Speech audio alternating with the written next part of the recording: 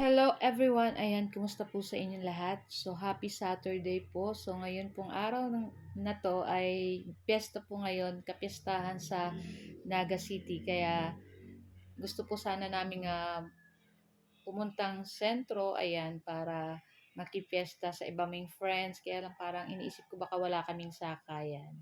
Anyway, let's see na lang mamayang hapon kung may masakaya na po tayo. So for today's video ay magluluto nga po pala tayo dyan ng ating breakfast. So meron po tayo dyan meatloaf, may egg tayo, magluluto tayo ng sunny side up egg, saka hot dogs. Ayan, tapos syempre nagsaing na rin ako ng kanin para meron tayong mainit na kanin. So na nga sa isang kawali ay nagpainit tayo at naglagay tayo ng mantika. At pagkatapos ay nagluto na tayo nitong ating sunny side up egg. So 3 piraso lang ating niluto kasi yung aking bunso medyo sawa na nitong ating sunny side up egg.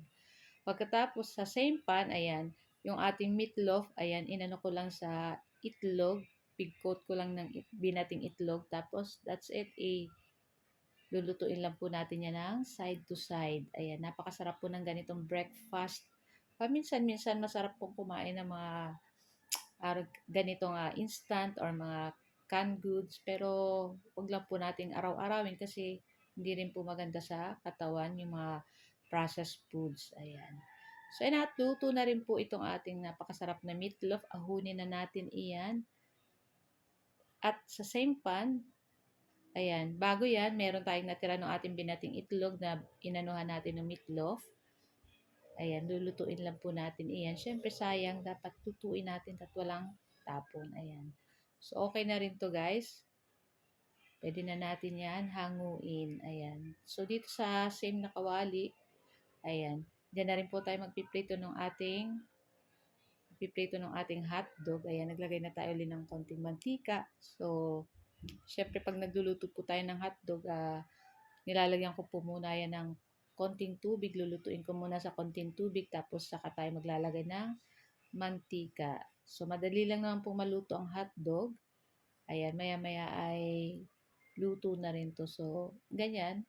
Papaikot-ikutin lang natin yan dyan sa ating pan para maluto pati yung ibang mga side ng ating hotdog dyan. So, after ilang minuto, ayan, pwede na rin po natin yan hanguin at luto na rin po iyan. So, standby po pala sa aming video, yung aming nilutong pork chop adobo ay para sa aming lunch. So, hindi ko na po mapagkakasya dito sa ating pagluto nitong ating breakfast. So guys, ito lang po ang aming video today at sana po nag-enjoy kayo. Huwag niyo po sana kalimutan mag-like, comment at pa-share po ng ating video. At kung bago pa lang po kayo sa aming page, sa aming YouTube, huwag niyo po sana kalimutan mag-like, follow, subscribe para palagi po kayo updated sa aming mga bagong video. So guys, thank you for watching. Ciao!